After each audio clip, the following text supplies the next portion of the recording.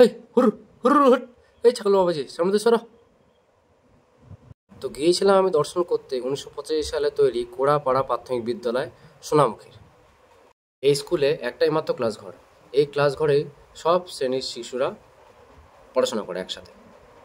এখানে শিশু শ্রেণী থেকে ক্লাস 4 অবধি পড়ানো হয়। দেখতে পারলাম এক গাদা গুচ্ছের বেঞ্চ নেই, এটাই যা। কিছু কিছু সংখ্যক শিশু বেঞ্চে বসেছে আর বাদ বাকি সব নিচে বস্তা পেতে বসে আছে। অবশ্য বেঞ্চে রাখার জায়গাও নেই, ক্লাসটা খুবই ছোট। ভাববার বিষয়, এই ছোট মতো ক্লাসরুমে সবাই কি করে পড়াশোনা করে, আর কে বা পড়ায় এত জনকে একসাথে। মানে বিভিন্ন ক্লাসের স্টুডেন্ট থাকে, তো তাদেরকে কে বা পড়ায়। দেখে বুঝতে পারলাম অত্যন্ত দরিদ্র পরিবারের বাচ্চা কাচ্চারা এখানে পড়াশোনা করতে আসে আর কি।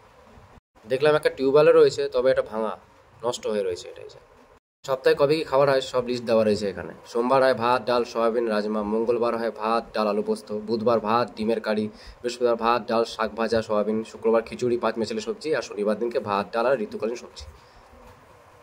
পুরো স্কুলটাতে একটাই মতো টিচার, এই যে নীল রঙের যে শাড়ি পরে আছেন, এই মহিলা হচ্ছে স্কুলের হেড আর একমাত্র শিক্ষিকা। আর বাকি দুজন যে মহিলা আছে এনারা হচ্ছে রান্না বান্না করার জন্য রয়েছে এখানে। স্কুলটিতে ল্যাট্রিন আর টয়লেট যাওয়ার রাস্তায় সরু মতো। আপনি যদি মোটা হাতির মতো হন তাহলে এখান থেকে বেরোতে পারবেন না। দেখতে পাচ্ছেন এই যে সরু মতো ছেলে এখান থেকে আরামসে বেরিয়ে গেল, কিন্তু আপনি পারবেন না যদি মোটা হাতি হয়ে থাকেন। বেশ ভালো পদ্ধতি মানুষকে সুস্থ রাখার জন্য আর রোগা পাতলা রাখার জন্য। আর এই হচ্ছে আমার ভাগ্নে, দেখতে পাচ্ছেন, আর তার সঙ্গে আছে আমার ভাগ্নি। এদের খাওয়া দাওয়া হয়ে গেছে। আজকের মেনু ছিল লুচি আর আলুর দম। স্কুলে পড়াশোনা হয় কিনা জানি না, তবে অবশ্যই খাওয়া দাওয়া বেশ ভালোই হয়, দেখে যা মনে হলো। আমি তো ভেবে অবাক যে একটা স্কুলে কি করে একটা মাত্র টিচার থাকে আর সেই দিয়ে সবাইকে পড়ানো হয়। কিছু তো করা উচিত এর জন্য।